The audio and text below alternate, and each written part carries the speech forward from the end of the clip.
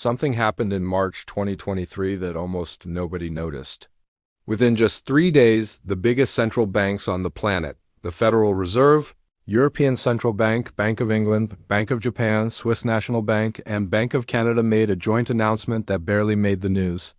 They set up permanent currency swap agreements with each other. Translation: they can now trade unlimited amounts of money between themselves anytime they want with zero restrictions. Let that sink in for a second. The most powerful money controllers in the world just built an unlimited emergency cash system, and they're telling us it's just in case. Here's the thing, when have central banks ever set up a just-in-case system and then never touched it? Exactly, never. They're getting ready for something massive. Something so big that they needed every major central bank locked and loaded. And they can see it coming, but they're not saying a word about it publicly. The crazy part? The proof of what they're bracing for is right under our noses. Let me walk you through what these central banks have been doing when they think we not paying attention. First up, there's this gold-buying frenzy that makes zero sense. Between 2022 and 2023, central banks worldwide scooped up 2,262 tons of gold. That's the most gold they've bought in 55 years. But here's where it gets weird. They're buying all this gold while telling us inflation is temporary and their currencies are rock solid. So why the gold rush if everything's supposedly fine? China's central bank reported grabbing 225 tons. Poland added 130 tons to their stash. Singapore, India, Turkey, they're all stockpiling physical gold like there's no tomorrow. But wait, it gets even more bizarre. Second, they're building financial systems nobody even asked for. In July 2023, the Bank for International Settlements, basically the central bank that manages all other central banks, launched something called the Finternet. Yeah, you heard that right, the Finternet. Their official description calls it a vision for the future financial system. Dig into the technical papers and you'll find this line: capable of operating during periods of financial instability or infrastructure disruption, in plain English. They're constructing a Plan B financial system. Why build a backup unless you're expecting the main system to crash? Third, they're literally practicing for disaster. Since 2020, the Federal Reserve has been running yearly drills with the Treasury and FDIC. They call them resolution planning exercises. These are full-scale simulations of major bank collapses, but not just one or two banks. They're running through scenarios where multiple banks fail at the same time across the entire system. The 2023 drill included this exact scenario. Multiple systemically important institutions experience severe stress following a sudden loss of market confidence. They're not just planning for a crisis, they're rehearsing for it like a fire drill. Sound familiar? It should, because we've watched this movie before. And Germany held a secret meeting at the Federal Reserve Bank in New York. 0 public minutes, 0 media allowed. What leaked out years later? They agreed to simultaneously cut interest rates, even though credit bubbles were already inflating in their countries. Their reason? Propping up the British pound after Britain went back to the gold standard. What happened next? The scary part isn't just that they got it wrong. It's that they conspired in silence while publicly pretending everything was perfectly normal. Jump ahead to March 1968. Central banks had been secretly gathering in Basel, Switzerland, home of the BIS. What were they discussing? Defending the gold standard while dollars were flooding into Europe.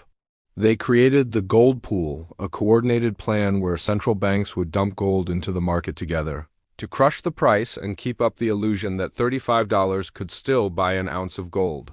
For years, they kept telling everyone the system was unshakable.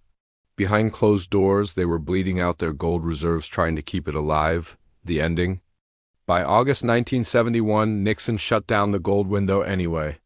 The system they spent years secretly protecting imploded over a weekend, and everyone who believed the central bank story watched their purchasing power vanish overnight. Here's the one that should send chills down your spine. In August 2007, central banks rolled out those temporary swap lines, the exact same tool they just made permanent in 2023. Federal Reserve transcripts released years afterward reveal something disturbing. In their private conversations, Fed officials were talking about serious banking system stress, liquidity problems, and potential domino effects. What were they broadcasting to the public?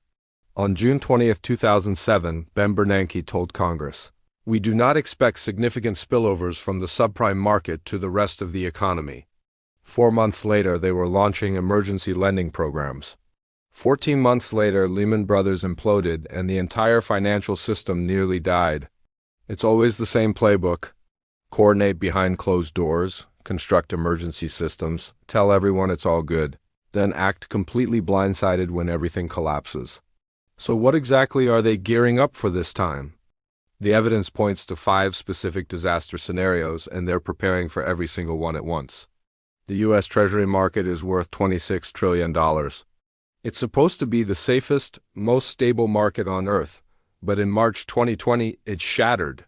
For 3 straight days, Treasury prices went absolutely haywire. The world's safest asset became impossible to trade. The Fed had to flood the market with $1 trillion in purchases just to get it working again. In October 2023, it broke again.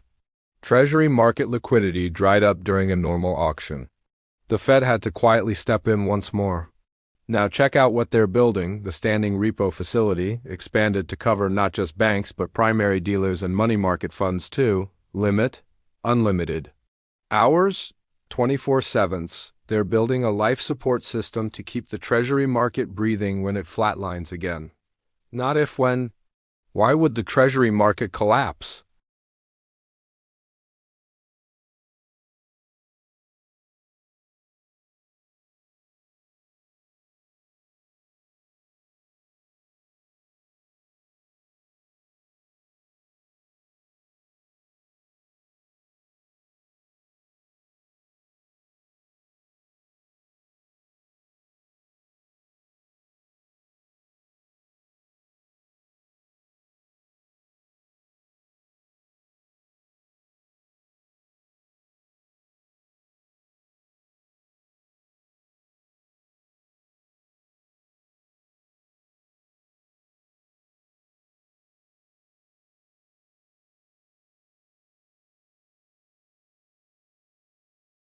Today, offices are 50% occupied and rates are sitting at 7 to 8%. A 2023 study from the National Bureau of Economic Research revealed that 385 U.S. banks could go under if commercial real estate prices dropped just 20%. Guess what? They've already fallen 35% in major cities, so why haven't these banks collapsed yet? Because regulators are letting them pretend. They're allowing banks to avoid marking these loans to their real market value. They're keeping properties on the books at 2019 valuations, even though everybody knows they're worth way less. Now look at what the central banks are doing. The Fed's Bank Term Funding Program, created after Silicon Valley Bank, went down, lets banks borrow against securities at their face value, completely ignoring what those securities are actually worth in the market. They created a system to keep broke banks alive by letting them borrow against assets that have tanked in value. This is extend and pretend on a system-wide level. 107 countries, accounting for 95% of the world's economy, are now testing or developing central bank digital currencies. The Federal Reserve is experimenting with a wholesale digital currency platform called FedNow. The European Central Bank is pushing the digital euro despite massive public pushback. Their official story? Efficiency and financial inclusion? But look at the features they're baking in. Programmable money. The power to control exactly how currency gets spent, expiration dates. Money that evaporates if you don't use it by a deadline. Location limits. Money that only functions in approved areas. Negative interest rates. Money that loses value if you try to save it. Why would they need these controls? Because when the next crash hits, they want total control over money to force people to behave economically the way they want. In 2008, the Fed slashed rates to zero and printed trillions through quantitative easing. People and businesses still wouldn't spend. They hoarded cash out of fear. Next time around, they don't want to hope people cooperate. They want to program money that forces you to spend it in specific places by specific deadlines. They're building the infrastructure for complete monetary control. Global debt has hit $307 trillion. That's 336% of the entire world's economic output. U.S. federal debt alone is $34 trillion and climbing by another trillion every 100 days. The interest payments on U.S. debt are now running $1.1 trillion per year. That's more than we spend on defense, more than Medicare. Here's the death trap. At today's interest rates, paying the debt eats up 18% of all federal tax money. If rates climb to 6%, that jumps to 30%. If rates hit 8%, debt payments alone devour 40% of all tax revenue. At that point, you're borrowing new money just to pay the interest on old money. That's textbook death spiral territory. So what options do central banks have? Option 1. Let interest rates rise naturally and watch governments go bankrupt. Option 2. Print unlimited money to buy government debt and watch currencies implode. There's no option 3. Look at what they're setting up: yield curve control. The Bank of Japan has been doing this for years. Now the Fed is laying the groundwork for it too. Yield curve control means the central bank decides what the interest rate on government bonds should be and prints however much money is needed to make that rate stick. It's a foolproof way to control interest rates. It's also a guaranteed path to obliterating your currency's value. They're preparing to sacrifice currency stability rather than let governments default. The dollar has ruled as the world's reserve currency since 1944. About 59% of global foreign currency reserves are parked in dollars. 85% of all foreign exchange deals involve dollars. But the ground is shifting.